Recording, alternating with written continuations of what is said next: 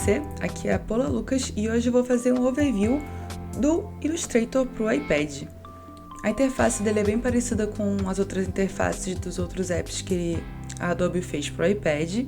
E lembrando que se você já tem o Creative Cloud, você já tem o Illustrator para o iPad incluído no pacote. Você não precisa pagar nada mais que isso. E é justo, né? Lembrando também que se você tem o Creative Cloud, ele já synca o arquivo diretamente na sua nuvem e você já consegue baixar o seu arquivo direto no computador. E já tem também as suas paletas de cores salvas, fontes que você tem no Creative Cloud salvas também, beleza? Então eu vou abrir aqui e a primeira função que eu gostaria de mostrar é esse Touch Shortcut, que eles chamam aqui, que foi basicamente a maneira que eles arranjaram para substituir o Alt e o Ctrl. Vou usar aqui essa canetinha só para demonstrar rapidamente uma das funções. Por exemplo, ela funciona aqui bem parecida com uma caneta numa mesa digitalizadora ou no mouse funciona. Você clica, faz um ponto, arrasta e vai criar esse bezier, certo? Agora, cara, eu quero mudar esse bezier aqui de direção. Como é que eu faço? Eu posso só fazer, cliquei, arrastei, tô aqui com ele. Agora eu vou clicar aqui nesse Touch Shortcut, vou mudar a direção, soltei o lápis, soltei o Touch Shortcut e ele colocou na posição que eu queria.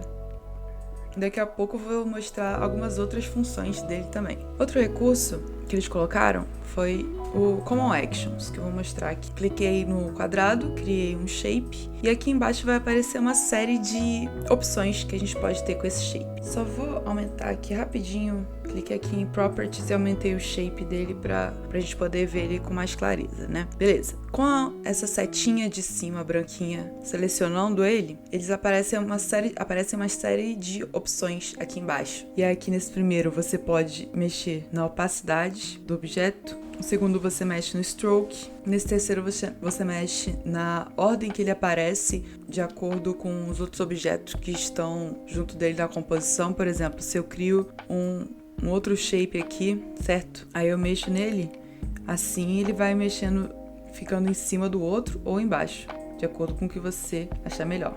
Aqui ele muda a posição, tranca, também cria um grupo, você pode selecionar os dois. Aí vai aparecer os mesmos Common Actions, com exceção do que coloca em ordem, né? E você clicando nesse sexto, ele cria um grupo, tá vendo? E aí, aqui em cima, onde são as layers, ele mostra pra você que tá com um grupinho, beleza. Nesse outro aqui, no sétimo, ele duplica. E nesse da lixeira, adivinha? Sumiu. Vou criar um outro objeto.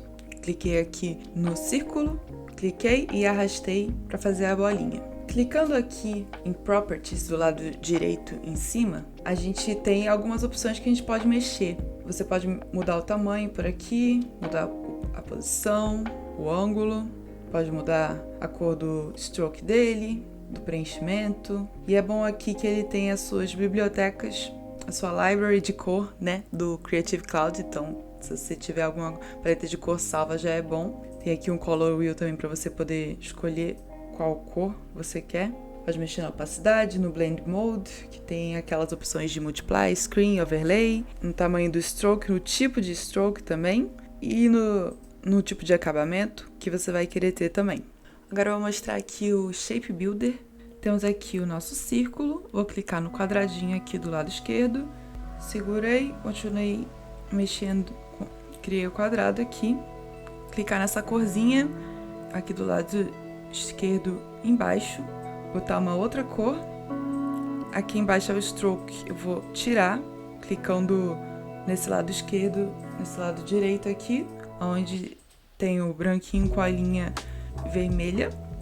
Com essa setinha branca aqui de cima eu vou selecionar os dois, clicando e arrastando, e vou aqui nessa taskbar do lado direito, e ele tem a opção de Combine Shapes, e aqui ele já mostra como é que vai ficar. Então, tem a opção de Combine All, Minus Front, Intersect, Exclude Overlap, e aí temos esse recurso. Agora, pegando a Pen Tool aqui, eu vou criar um novo objeto, um novo shape pra gente, clicando e arrastando, e vou usar a Direct Selection Tool, que é essa segunda aqui em cima. E ela vai ter algumas opções para mostrar pra gente aqui. Essa primeira Path Cut, ela nos ajuda a cortar nosso shape ao meio. Aqui em cima a gente tem o Undo e o Redo. Você pode também só bater 2 vezes com os 2 dedos para poder dar o Undo, para poder desfazer a ação. Ele também pode simplificar o traçado. Por exemplo, mesma coisa aqui. Vou criar vários pontinhos, que provavelmente é uma coisa que acontece quando a gente faz com lápis, né? Aí estou criando vários pontinhos aqui, para ele ficar um pouquinho mais confuso. Aí eu seleciono todos e pressiono Path Simplified, ele diminui a quantidade de pontinhos. Se eu tô com ele e pressiono longamente por um ponto, ele faz esse ponto sumir. Vou selecionar aqui com a setinha branca de cima e deletar, apertando no lixinho ali.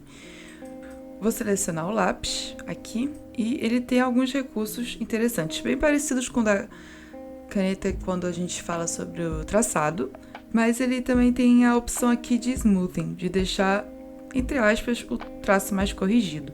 Então, por exemplo, se às vezes você tá com a mão um pouquinho mais trêmula, ele vai corrigindo para você, deixando, entre aspas, o mais suave possível. E você consegue regular a quantidade que você quer.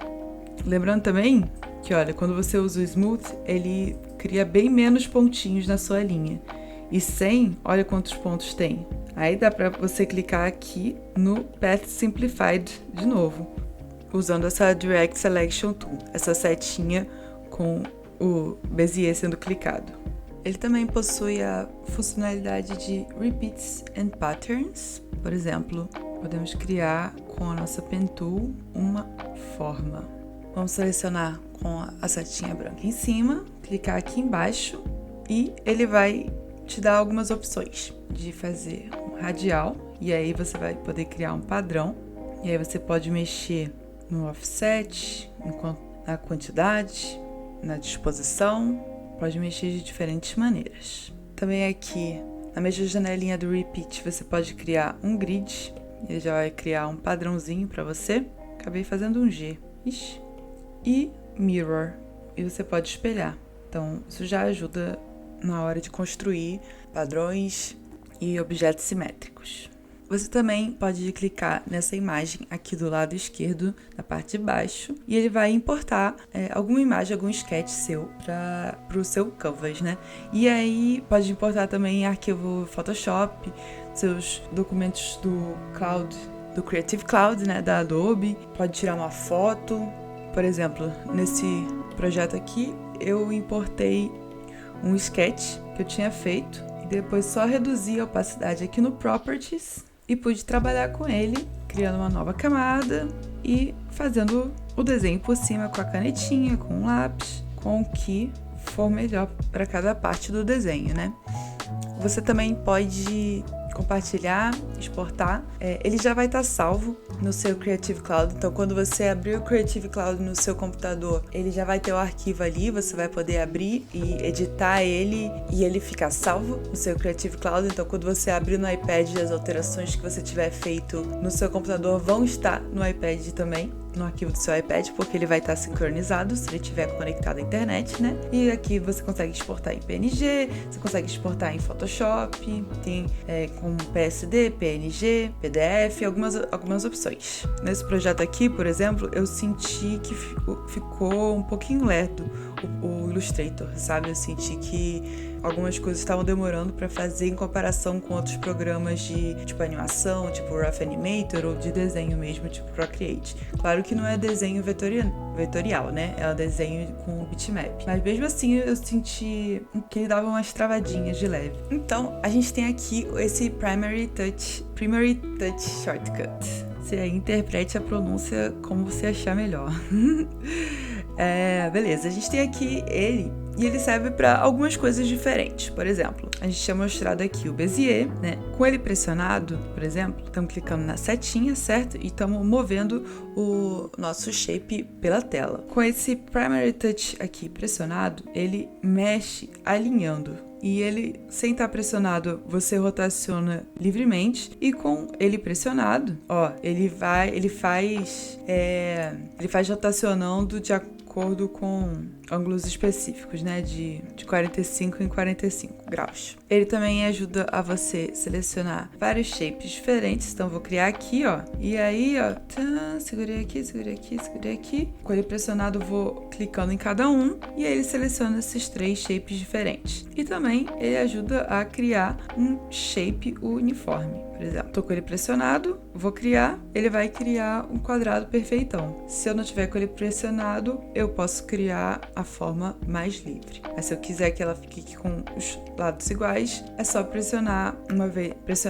enquanto você está criando o shape. A gente tem também o segundo tipo de atalho de toque. Por exemplo, você tem que encostar aqui e deslizar para baixo com o dedo. Quando você faz isso, ele já cria um shape uniforme vindo do centro. Se você está com a setinha, seleciona um shape e clique e arrasta, ele vai duplicar. E também em um path, em uma linha, com ele pressionado para baixo, por exemplo, cliquei com essa segunda setinha aqui e ele está pressionado, ele vai mexer o ponto pelo caminho, pelo path, tá vendo? Você também pode clicar 2 vezes, vai entrar em modo isolado para poder fazer as alterações de uma maneira mais clara. Aperta Done e ele sai do modo do Isolate Mode. E tem também algumas opções de texto. Você cria no ícone do texto aqui e ele já vai criar uma caixinha de texto para você. Clica 2 vezes para selecionar ela, você consegue editar o que está escrito. Clicando aqui em propriedades, você pode ir mudando a fonte. De acordo com a biblioteca do Creative Cloud, você também consegue colocar novas fontes.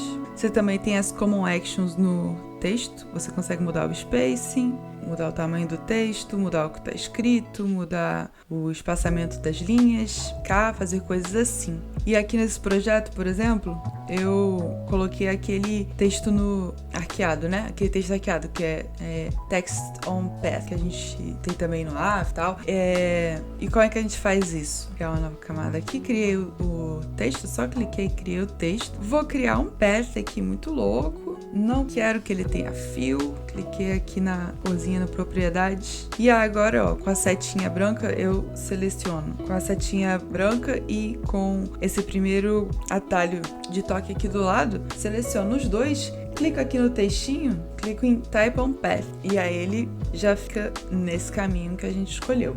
Você também pode clicar aqui em Outline Text e aí agora você tem os pontinhos do texto editáveis para você fazer como achar melhor. E antes de fazer o Outline Text, você ainda conseguia mudar a fonte tranquilamente também. Só depois que você converte que ele não vira mais outra fonte. E, cara, tirando o que não tem o Auto Trace, eu achei bem resolvido como substituir um Alt, esses outros atalhos. Achei bem intuitivo também, ele tem um tutorialzinho no início que ajuda a entender alguns recursos. Como eu disse, eu achei ele um pouco lento no processamento. Geralmente os outros apps que a gente usa para trabalhar no iPad, tipo o Procreate, até mesmo o Rough Animator, dificilmente sinto ficando um pouco lento. Até deletei um monte de arquivo para ver se o problema era no meu iPad e não, ele deu umas travadinhas um pouco. Mas às vezes eles vão melhorando com o tempo também, não sei. Em breve eu vou fazer mais trabalhos nele e eu vou compartilhando mais sobre também. E é isso. Espero que você tenha gostado do overview. Se você tiver qualquer dúvida, manda aqui nos comentários, por favor. E se tiver qualquer sugestão também. Valeu e é nóis!